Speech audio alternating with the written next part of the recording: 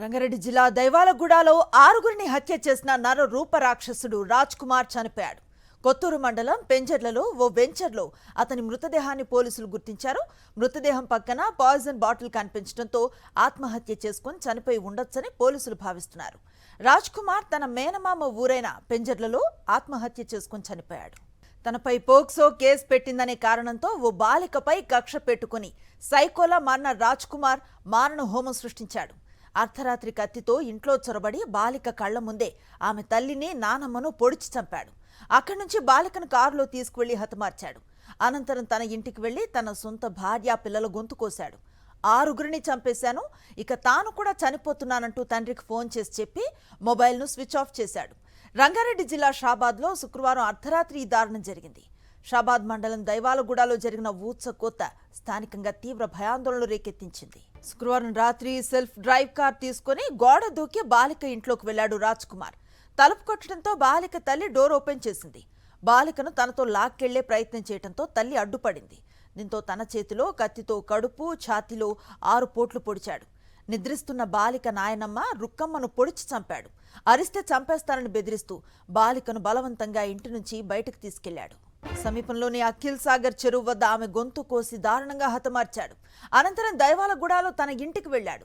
తలుపు తట్టడంతో భార్య door open చేసింది. దీంతో ఆమెపై దాడి చేసి కడుపులో బలంగా 3 పోట్లు పొడిచాడు. అరవకుండా గొంతు కోశాడు.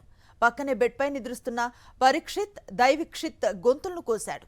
ఇలా రాత్రి 11 గంటల 10 నిమిషాల నుంచి 11 గంటల 45 నిమిషాల మధ్య సమయంలో కేవలం అరగంట వ్యవధిలో 6 ప్రాణాలను తీశాడు. నరహంతకుడు రాజ్ కుమార్ ఆత్మహత్యకు సంబంధించి పూర్తి వివరాలను అందిస్తారు మా ప్రతినిధి శేఖర్ అందుబాటులో ఉన్నారు. శేఖర్, చెప్పండి, ఇది ఆత్మహత్యగానే కనిపిస్తుందా, ఇంకేమైనా కోణాలు ఉన్నట్లుగా పోలీసులు చెప్తున్నారా? అనుశ్రీ, ఆ విషయం మీద ఇంకా కొంత క్లారిటీ అయితే రావాలి. అది ఆత్మహత్యనా లేదంటే ఇంకేదైనా కోణం ఉందా అన్నటువంటి విషయం మీద పోలీసులు క్లారిటీ ఇవ్వాల్సి ఉంది అని చెప్పుకోవచ్చు. కానీ ప్రస్తుతం ఆయన 3 రోజుల క్రితం తప్పిపోయారు. 3 రోజుల నుంచి ఆయన పోలీసులకు దక్కకుండా, పోలీసులకు చిక్కకుండా తప్పించుకొని తిరుగుతూ ఉన్నారు. ఆయన మేనమామ విలేజ్గా ఉన్నటువంటి పింజర్ల గ్రామం సమీపంలో ఒక చెట్టు కింద పాయిజన్ బాటిల్తో ఆయన బాడీ కనిపించింది అన్నట్లుగా పోలీసులకు ఫిర్యాదు రావడం, వెంటనే అక్కడికి పోలీసులు చేరుకొని బాడీని ఐడెంటిఫై చేశారు. ఆయన రాజ్ కుమార్ అన్నటువంటి అంశాన్ని పోలీసులు గుర్తించారు, వెల్లడించారు. 3 రోజుల క్రితం 6 హత్యలను ఆయన చేశారు. అతి కిరాతకంగా 6 హత్యలను ఆయనకు పాల్పడ్డారు. పోక్సో కేసు ఈ సంవత్సరం మే నెలలో ఆయన మీద నమోదైంది. 17 ఏళ్ల అమ్మాయిని బలాత్కారం చేశారు అన్నటువంటి, అదేవిధంగా లైంగికంగా ఇబ్బంది పెడుతున్నారన్నటువంటి నేపంతో ఆయన మీద పోక్సో కేసు నమోదైంది. పోలీసులు ఈ కేసులో కొంత నిర్లక్ష్యంగా వ్యవహరించారన్నటువంటి ప్రచారం కూడా చాలా గట్టిగా జరిగింది. సోషల్ మీడియాలో పోలీసుల మీద తీవ్రమైనటువంటి విమర్శలు కూడా వచ్చాయని చెప్పుకోవచ్చు. ఇక అర్ధరాత్రి పూట ఆయన కారులో అమ్మాయి వాళ్ళ ఇంటికి వెళ్ళి అమ్మాయిని బలవంతంగా బయటకు లాక్కెళ్ళేటువంటి సందర్భంలో అమ్మాయి వాళ్ళ అమ్మ అట్లాగే నానమ్మ ఇద్దరు కూడా అడ్డుపడ్డారు.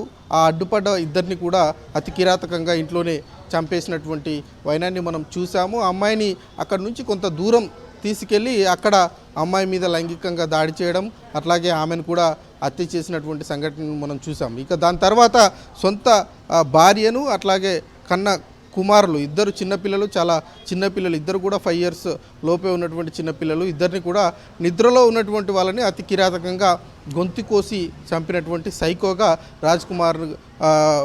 రాజ్ కుమార్కి పోలీసులు ఆయన చెప్పడం జరిగింది, గుర్తించడం జరిగింది. అయితే 3 రోజుల నుంచి ఆయన తప్పించుకొని తిరుగుతూ ఉన్నారు. ఆయన ఆచూకీ లభించినట్లయితే, ఆచూకీ తెలిసినట్లయితే పోలీసులకు చెప్పాలి అంటూ 2 లక్షల రివార్డును కూడా పోలీసు శాఖ ప్రకటన చేసింది. 3 రోజుల నుంచి ప్రత్యేకమైనటువంటి బలగాలుగా ఆయనను వెతుకుతున్నటువంటి సందర్భాన్ని మనం చూసాం. కానీ పోలీసులకు ఆయన చిక్కలేదు. ఈరోజు ఆయన డెడ్ బాడీ ఒక చెట్టు కింద కనిపించింది అన్నట్లుగా గుర్తు తెలియని వ్యక్తుల నుంచి ఫోన్ రావడము, పోలీసులు అక్కడికి వెళ్ళడము, ఆయనను గుర్తించినటువంటి ఆయన చూస్తున్నాం. ప్రస్తుతం అక్కడ ఉన్నటువంటి పంచనామాకు సంబంధించినటువంటి కార్యక్రమం అయితే జరుగుతూ ఉంది. తదుపరి ఏం జరిగింది, ఆయన మేనమామ ఇంటి 6గురిని హత్య చేసిన తర్వాత ఆయన ఎక్కడికి వెళ్ళారు, ఎవరెవరిని కలిశారు, ఆరుగురిని హత్య చేసేటువంటి అంశంలో ఎవరైనా సహాయ సహకారాలు తీసుకున్నారా లేదా, ఆయన ఒక్కరే మెంటల్గా ప్రిపేర్ అయ్యి వచ్చి చంపారన్న విషయం మీద కూడా పోలీసులు క్లారిటీ ఇవ్వాల్సి ఉంటుంది. అదేవిధంగా ఆయన పాయిజన్ తీసుకునే చనిపోయారా లేదంటే ఎవరైనా చంపారన్నటువంటి విషయం మీద కూడా పోలీసులు క్లారిటీ ఇవ్వాల్సి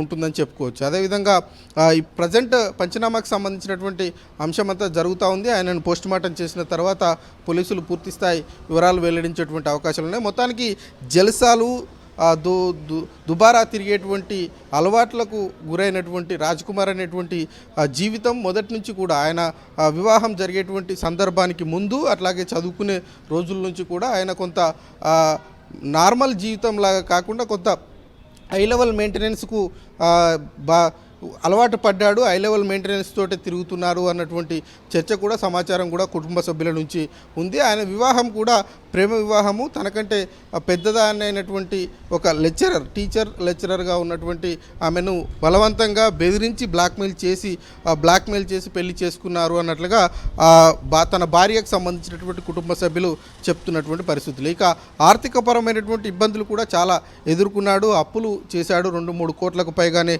అప్పులు చేశాడు. తల్లిదండ్రులను బెదిరించి ఉన్నటువంటి ల్యాండ్లో కొంత అమ్మి ఆ అప్పులను కట్టిన తర్వాత కూడా ఆయన తీరులో మార్పు రాలేదు అన్నటువంటి విషయం కుటుంబ సభ్యుల నుంచి చెప్తున్నటువంటి పరిస్థితులు అయితే ఉన్నాయని చెప్పుకోవచ్చు. ఇటు చిన్నపిల్లలని చూడకుండా సైకోగా మారినటువంటి రాజ్ కుమార్ అత్యంత కిరాతకంగా హత్య చేసినటువంటి ఘటనను మనం చూసాం. కాబట్టి ఇప్పుడు తదుపరి ఏం చేయబోతున్నారు, పోలీసులు ఎలాంటి వివరాలు ఇస్తారు అతని గురించి అన్న చూడాలి. అనుశ్రీ. Thank you Shekhar.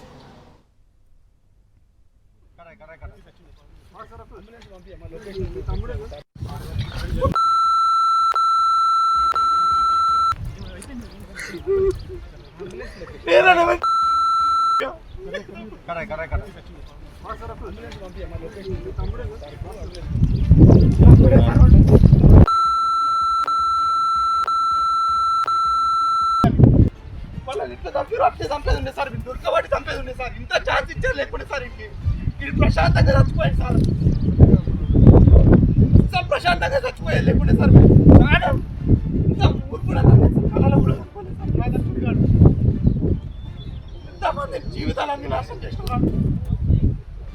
అప్పుడన్నా మందు అయినప్పుడు చచ్చిపోయినట్టు ఇదంతా లేకపోతుండే అసలు ఎవరికి ఏం తెలుసు.